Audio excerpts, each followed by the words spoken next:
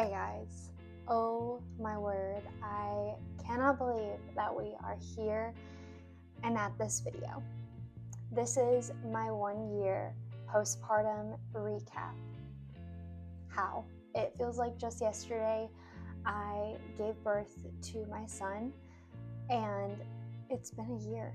It really has been. By the time you guys see this video, my son will be a year old and I will have been a mother for a whole year, which is so insane, but we are going to talk about it.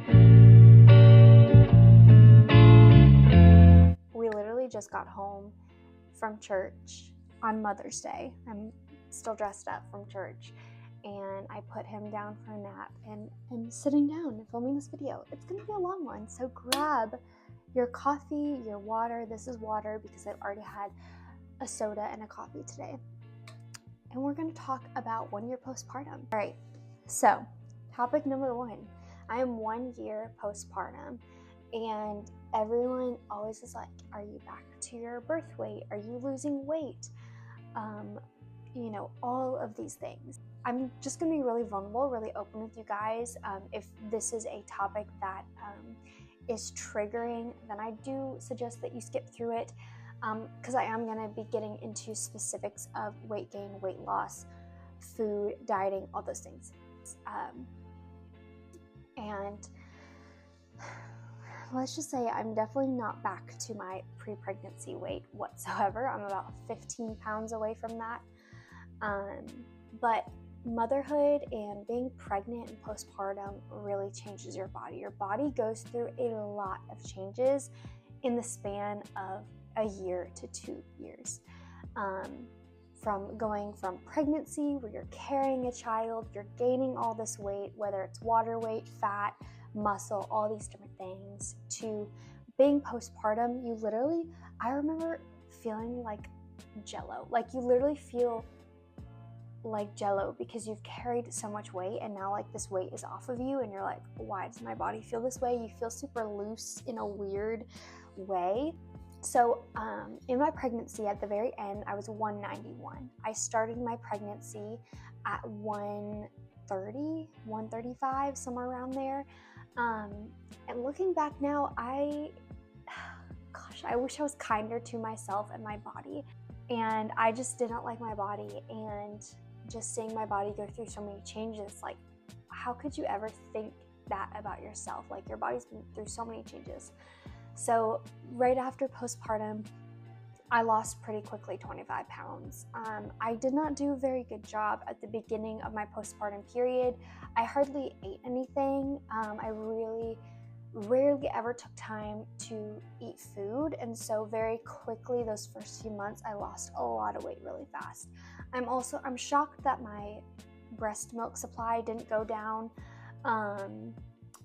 Because of how little I was eating, but I really was eating very little. And the lowest I have been this year is 142. But that was 142 of unhealthy eating, just not eating in general, and all that stuff. So yeah. And then as you do in the holidays, I gained a lot of weight. From going from 142 to 155, and now I'm back to 145, I believe. I am in the season of losing weight right now. I'm being intentional about it. I am exercising 30 minutes a day, sometimes an hour. So I'll do like a 30-minute strength workout and then a 30-minute brisk walk. And then I'm also being really intentional about keeping in my calorie deficit that I'm in right now. And yeah, my goal, I will say my goal is to get back to my pre-pregnancy weight, but in no way, shape, or form is my body composition going to get back to that. My everything has changed. My composition of my shoulders, my arms, my hips, my legs, like everything changes. So I probably won't be back to that size 2-4, but my goal is to be back to what I was pre-pregnancy. So I am right now 3 sizes bigger than my original pant size. Like I said, I was 2'4", and now I'm a 8'10", I believe. And, I really struggled a lot. I want to say I didn't really struggle with my body weight until the last few months. I really saw how much I was gaining. I saw how much I wasn't really taking care of my body. I was unhappy with the clothes I was wearing. My original clothes that I've just always had in my closet didn't fit me right anymore.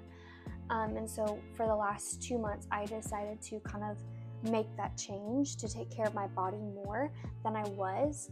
And I think there are a few things I wish I would have changed early on postpartum. I made a lot of excuses for why I couldn't work out, saying that I had no time and that I didn't want to be interrupted. Well, you know what, ladies? I work out now 30 minutes every single morning, and Gentry David is climbing all over me. He is watching me. He's watching the TV. He's wanting to play with my weights.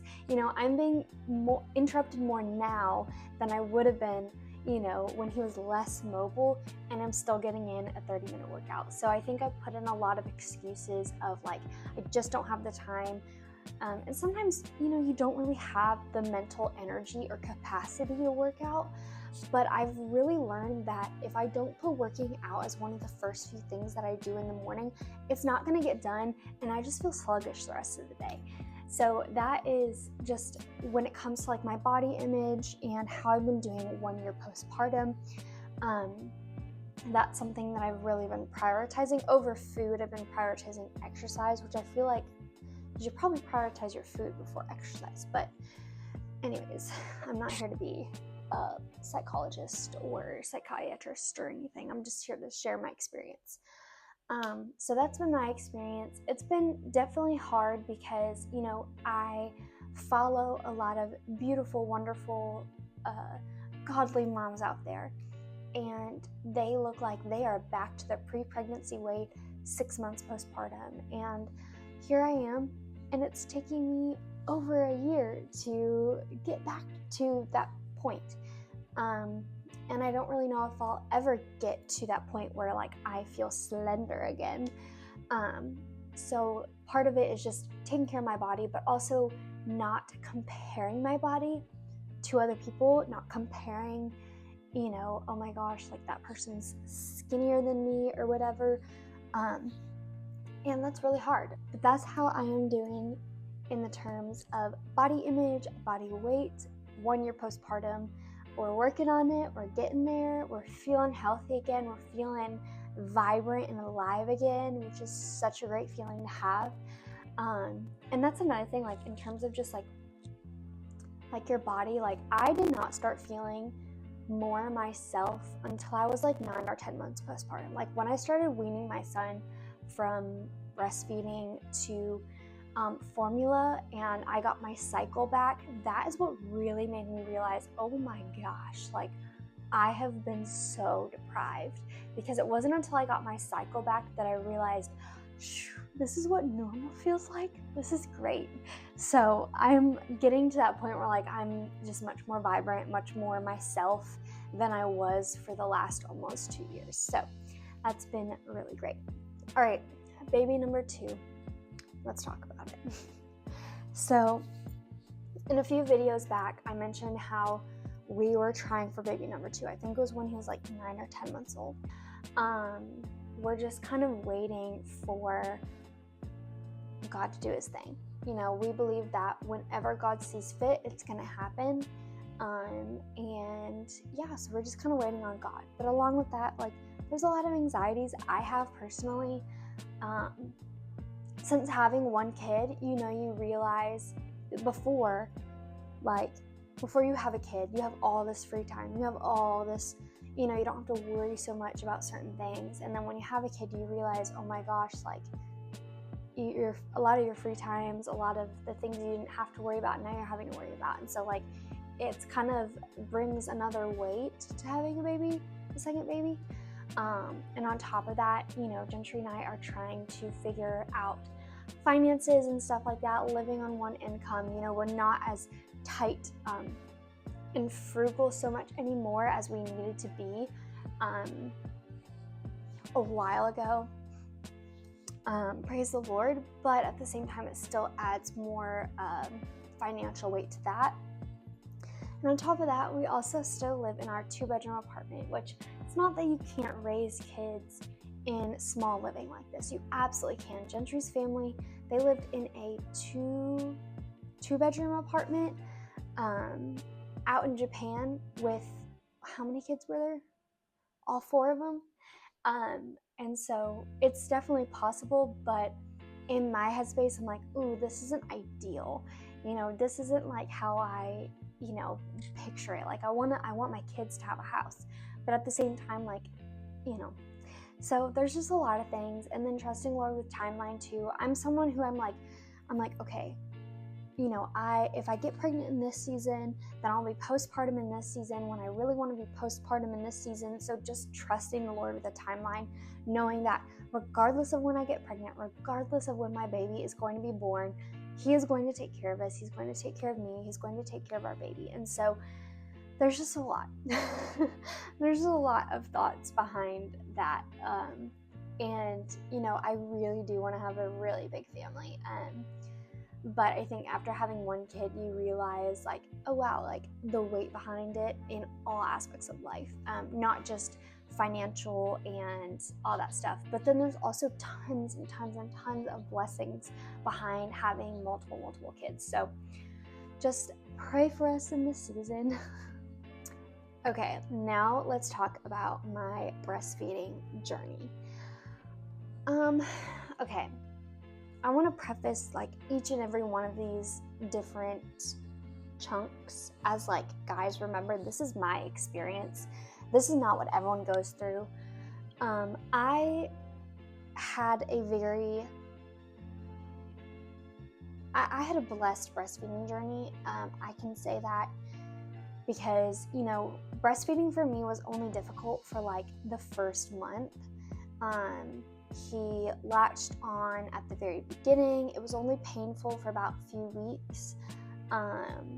And he was a very good eater, all the things, like I knew he was eating. And he took to a bottle really well. We introduced a bottle 2 weeks after he was born, because they said like once he knows how to latch well, like then you can introduce a bottle. And we wanted to make sure that he knew how to take a bottle just in case in the future we had to switch to formula or we wanted to switch to formula. So he had a mix of different things. I breastfed him for the most part for the first 3 months, and then at 3 months I introduced a bottle at night. So we would give him formula at night because it would make him fuller longer, and we wanted him to sleep a little bit longer. So we do formula at night, milk during the day, and then I was also pumping throughout the day as well because I was working. And honestly, it got really confusing. And with second baby, like I know for a fact that I want to breastfeed for the full year, if not like, I don't know, at least for like 10 months or whatever, before giving the formula again. And then around 9 or 10 months, we chose to switch fully to formula. All feeds were formula. And it's what worked for us, I am not going to be someone to tell you only breastfeed, only formula feed, or do both or whatever. I just knew going into breastfeeding that I had to be flexible. And so I just knew I had to be flexible whatever happened, and I can't be so set on a decision that when, it doesn't go my way that I fell apart, essentially. Because I knew that if I was so determined in a certain way and it didn't go my way, like my attitude toward that would affect Gentry more than the decision itself, if that made sense. So that is my kind of breastfeeding journey. Breastfed milk for mostly 9 months and then gave that up so I could get my cycle back and we can figure out fertility and all of that stuff. But yeah, it doesn't really get too complicated than that. So I know so many moms have so many different stories with breastfeeding, whether it went really well or didn't go well, and that's just my story. All right, so the hardest parts of this year, being a mom, being postpartum, having a baby, all the things. Everyone says that the newborn trenches were the hardest parts. For me, that was not it. I loved the newborn stage because my son would sleep everywhere. Like, I would have his bassinet out in the living room and he would sleep in the living room, and I could just like hold him and watch TV, or he could sleep in the bassinet while I was doing dishes and he would sleep perfectly fine. And so when I look back, like, for me, newborn wasn't really the biggest thing. It was definitely hard, but it wasn't so hard. It was hard at night trying to wake up for feeds and stuff like that, because he wasn't the type of baby that would wake up on his own. Like, we had to literally, sorry, I keep hitting the microphone. We had to literally like set alarms every 3 hours and wake him up, because otherwise we would forget. And he wouldn't wake up, he would just sleep through the night. So he was a pretty good baby in terms of sleeping from early on. Like, he would sleep 6 hours. I remember he was like a month old, and our doctor said it was okay for him to sleep 6 hours, and he did. And I was like, oh my gosh, that's the best. But again, not everyone's story is like that. And so for me, newborn wasn't hard. There were hard moments. Like, I remember when Gentry David was a month old. My husband is a youth pastor, and so they do a lot of summer camping trips in the summer. And, Gentry David was just born like right before summer. And so he had to go on a week-long trip, and I had my newborn with me, and nothing happened. Like, nothing was bad. It was just like all day by myself, me and a newborn that cried a lot. And I literally cried on the phone every single night because I was like, I just need someone. And that was my own fault because I never asked for help. And that's my thing. If you are a new mom or about to be a mom, like, ask for help, because in times when your husband is not there, it is so, so helpful. So yeah, that was kind of like a few hard moments, but it didn't make the newborn stage hard. What was really difficult was the 3.5 to 6 months of him being born. He went through the 4-month sleep regression hard. He would sleep pretty good up until about 3.5 months. He would do like 6-7 hour stretch and then wake up and then sleep another like 3 hours or 4 hours and then wake up for the day. Well, when he was 3.5 to 4 months old, he would wake up 5 or 6 times a night, and it was horrible. Gentry and I were both so exhausted, so tired. It was hard to get him back to sleep. If we would get him to sleep and set him in his crib, he would wake right back up, and a few times we co-slept with him because it was the only way that he would go to sleep and stay asleep. So that's just kind of how we lived for a while. And then in months 4 and 5, I believe, he got double ear infection, another ear infection, RSV, this rash all over his body. And he just was constantly getting sick at that point. And so that was just really difficult too. But then around 5.5, 6 months, we did sleep training. We did Ferber method, which I'm hesitant to talk about because I know that people have so many opinions on. But by night 3, our son knew that, when we fed him his bottle and put him in his crib, that he would just fall asleep.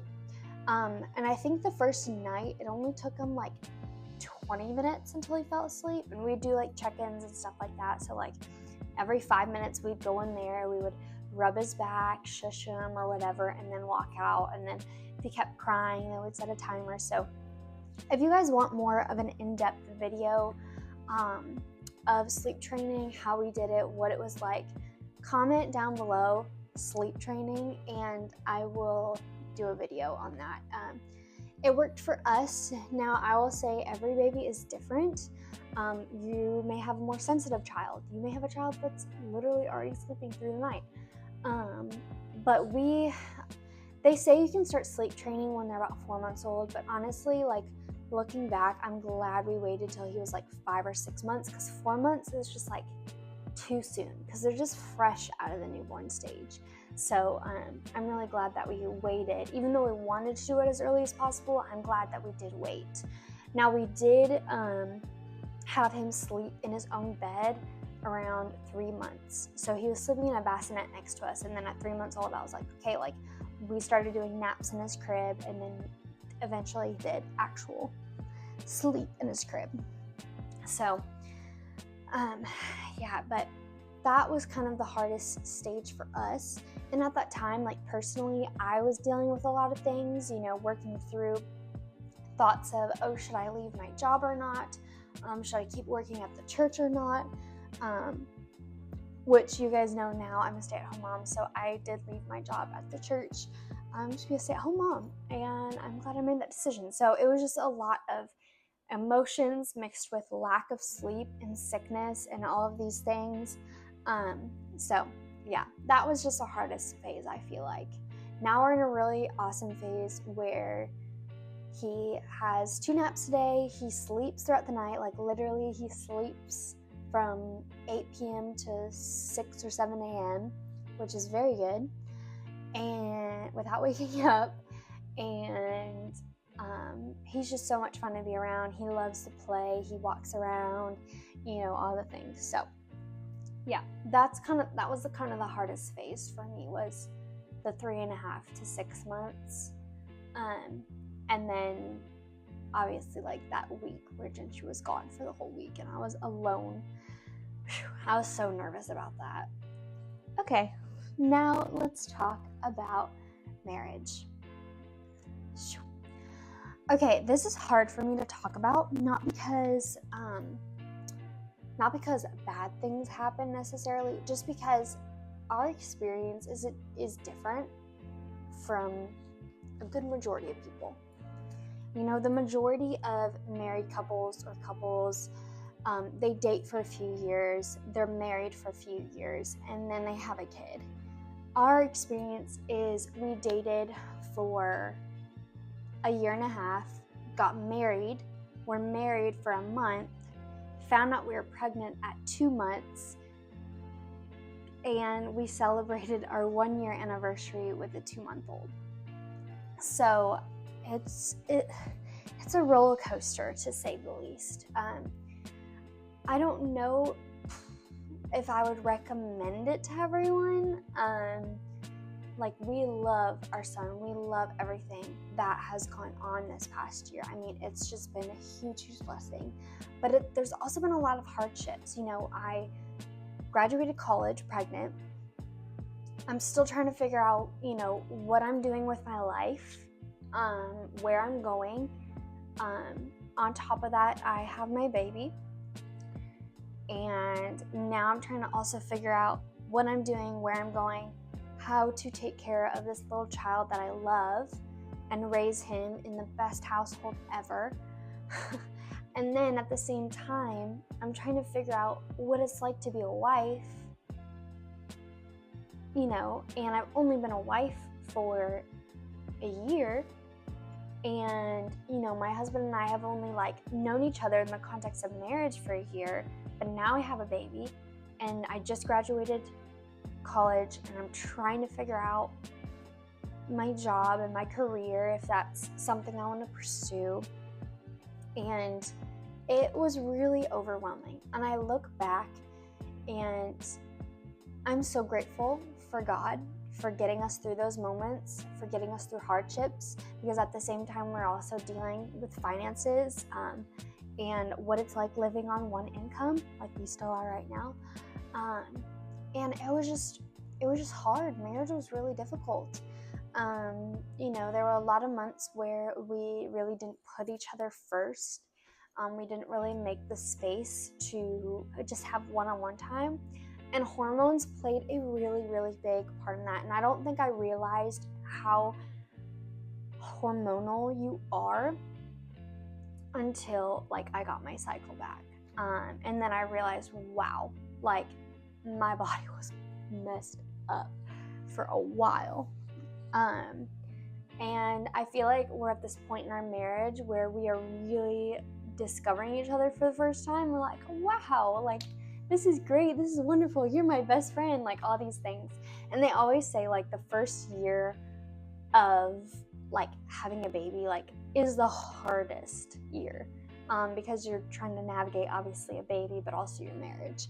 And I feel like we did a really good job later on establishing like babysitters and stuff like that, so we had people we trusted to take care of Gentry David if we wanted to go out and go on a date and stuff like that. And I feel like now we're in this really awesome routine where we know when Gentry David's gonna go to bed, and we're able to have like a few hours of alone time before we go to bed, and it's really sweet and really special and something that I really crave and value. At the end of the day, just being able to sit on the couch with my husband and watch TV or have alone time or, all those things. And it's just really refreshing and something, like I said, I look forward to. So marriage is really hard, and it's hard especially when there's so many things happening at once and you're just trying to navigate it all. And I think something I forgot is I just thought I was navigating it all by myself. I just thought, like I'm doing this on my own, but really like God really carried us through. He was the one that got us out of rough patches, that reminded us of who we are and where we're going and what we love and what we don't love and what we value and what we don't value. And honestly, like this year, almost 2 years now, is and has been intense. So I am just hoping, honestly, I'm just kind of hoping for an easy year that doesn't feel like everything is being thrown at us at once. But even if it does, I know that God is still faithful and He will never fail us, and He loves us and He'll comfort us through whatever happens. But yeah, that has been just marriage so far. And I remember my sister always told me that when she got married, she was like, it's almost as if when you get married, all the worst parts of you come out. And that is when like the real sanctifying work happens, because your marriage is not there to like just make each other feel happy and good, but it's there to sanctify each other. You're gonna realize things in your marriage that are nasty, that are gross. Like you're like, oh, like I'm pretty selfish, I'm pretty bratty, I'm pretty snotty, like I need Jesus more than I thought I did. And the same goes for your husband. He's going to realize things about himself that he didn't know until he got married. And so I feel like that, along with being pregnant and being a mom, like are just like very sanctifying things. Thank you guys so much for watching this video. I know that it was a long one. I hope it gave you some insight as to what this year was like, maybe some encouragement. If you guys are wanting more videos on like motherhood tips and tricks and different things, just let me know in the comments. It really helps me out knowing what types of videos you guys want to see and what you don't want to see. But yeah, I love you guys so much, and I'll see you in the next one.